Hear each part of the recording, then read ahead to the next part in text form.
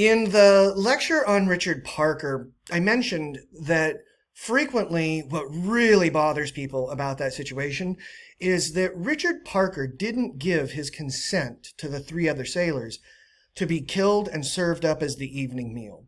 Okay, they just killed him without his permission, without his consent. And that's what really sticks in some people's craw, right? They don't like that Richard Parker didn't give his consent. I've even heard some go so far as to say, had he given his consent, I would have a very different moral judgment of those three other sailors.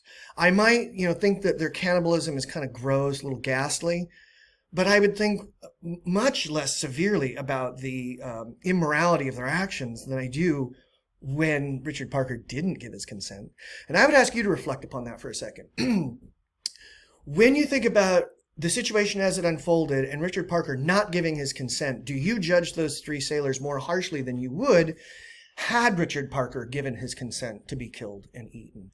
And if you do, that raises a question for us, okay? And the question is this: should an individual be allowed to do whatever he or she wants to, provided there's consent and it doesn't harm anyone else, okay? So should I be able to do whatever I want to me, as long as I'm consenting to have this done to me and it's not harming anyone else? Okay. Now, John Stuart Mill comes forward and says, hell yeah, you should. In fact, this is what he wrote. The only purpose for which power can be rightfully exercised over any member of a civilized community against his will is to prevent harm to others.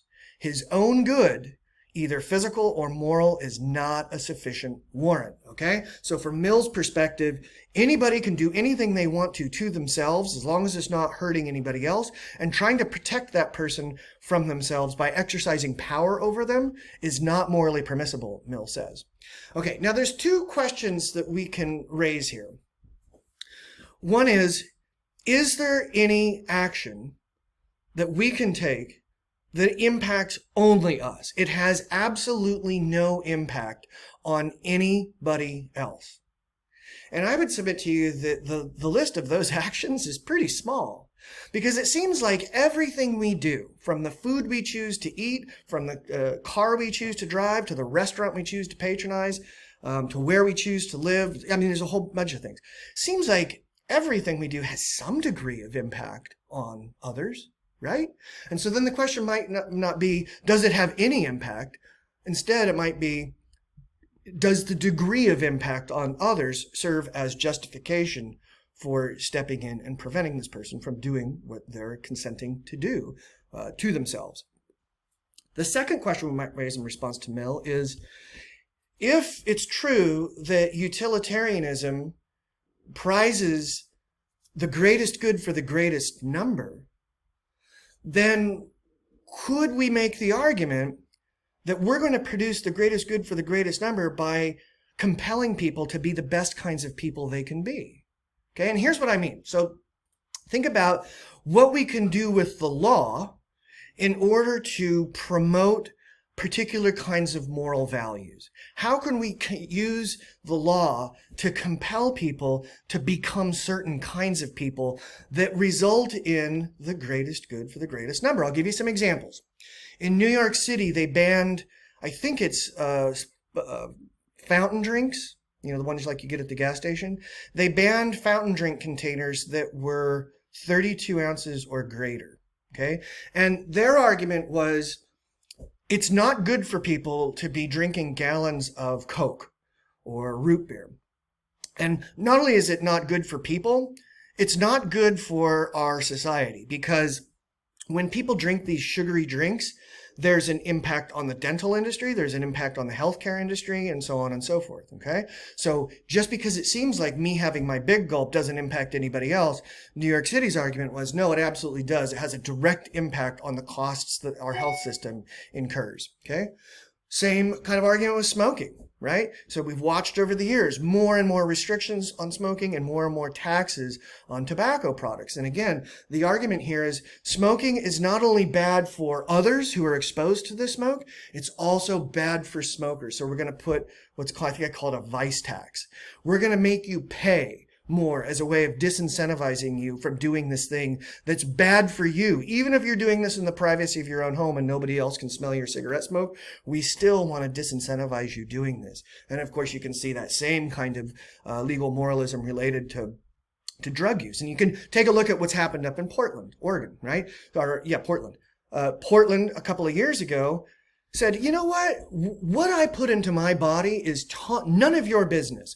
If I want to do drugs, I'm going to do drugs. And so they legalized a ton of drugs, maybe all drugs. I can't remember how many. You can look it up if you're interested. And here we are some couple of years later, and there's a couple of things that have happened.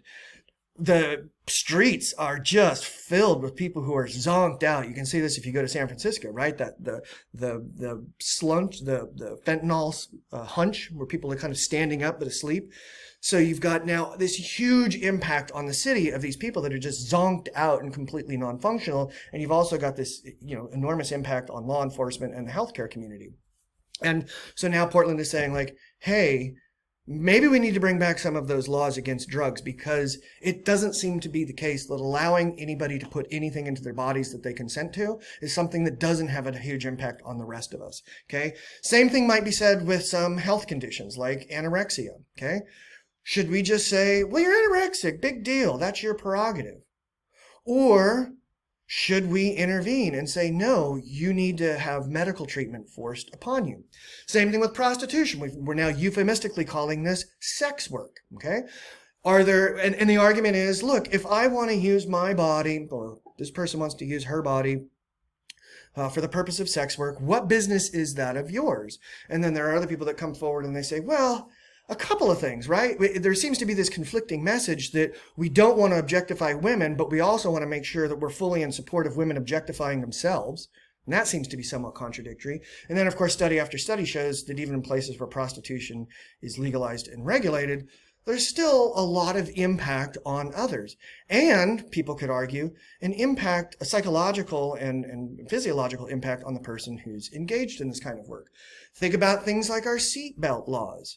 Whether or not I wear my seatbelt seems like my business, right? Well, we could make the argument, as some people have, well, no, because if you don't wear a seatbelt, you're X number of times more likely to be seriously injured or killed in an automobile accident, and that causes the insurance costs to go up for everybody because the health care costs go up for those people who aren't wearing seatbelts. So you need to wear your seatbelt as a way of mitigating the impact any potential future crash would have on all of those people who are paying for health care and insurance. And some have even gone a step further to say, your life is valuable and it needs to be protected by that seatbelt. And if you won't choose to wear that seatbelt to protect yourself, I'm going to force you to wear that seatbelt to protect yourself. Okay, so you want to think about these things for yourself. Where do you come down on this balancing of power? You want a certain amount of power over your own life to live it as you see fit, but you also recognize that how you choose to live your life is going to likely have some impact on others. And so how do you negotiate that balance? If the interest is in creating the greatest good for the greatest number, how much power do we allow others to exercise over our lives to achieve that greatest good?